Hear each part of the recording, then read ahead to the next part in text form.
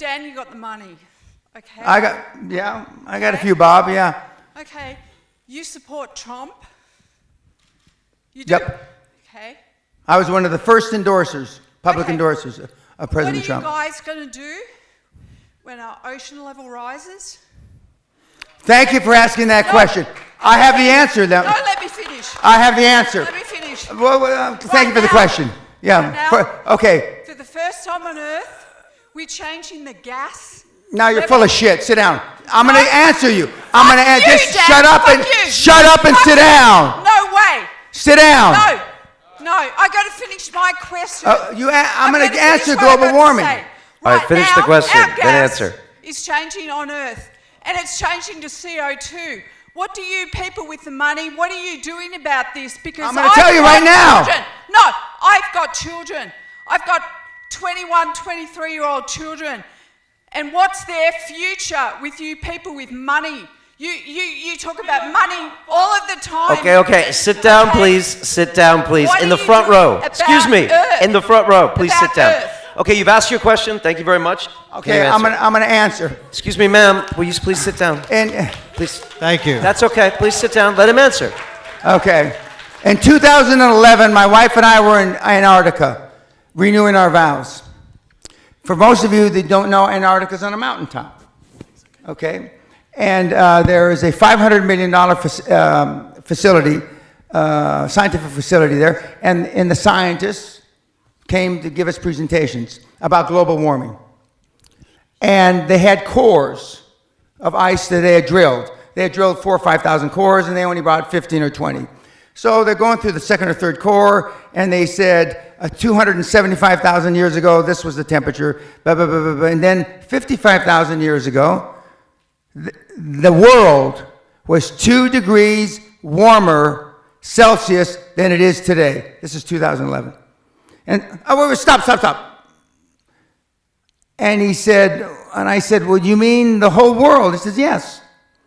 And the poles are only benchmarks. And I said, well, what about the things that the young woman alluded to? Okay. And he said, it's all cyclical. And although the gas may have exacerbated it, in the cosmos of time, it's not a fart in the wind.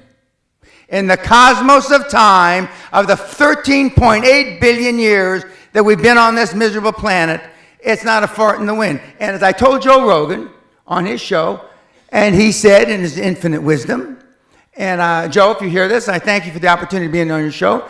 He said, then in 25,000 years, it's most likely not going to be a problem. Now, my direct answer to your question, if that were really true, which you believe, and let's just for a moment say that it is true. That means that the best scenario vis-a-vis global warming is about 10 feet raise in water. That's the best scenario over the next 40, 50 years. That's the best scenario. The worst scenario is about 100 feet. But let's just take the 10 feet. If the water on the planet is going to rise up 10 feet, that means the southern part of the United States is gone. England is gone. Most of Europe is gone. And I can go, most of Central America is gone. Okay. If that's the case, let's just take Florida, for example, which is one of the fastest growing beachfront condominiums on the planet. In the prospectus, when you invest, there should be, in the footnotes, if global warming is for real, they won't put it that way, global warming happens and water rises 10 feet, this investment you made is fuck all. Not one single investment prospectus written since 2000, this century, has alluded to global warming.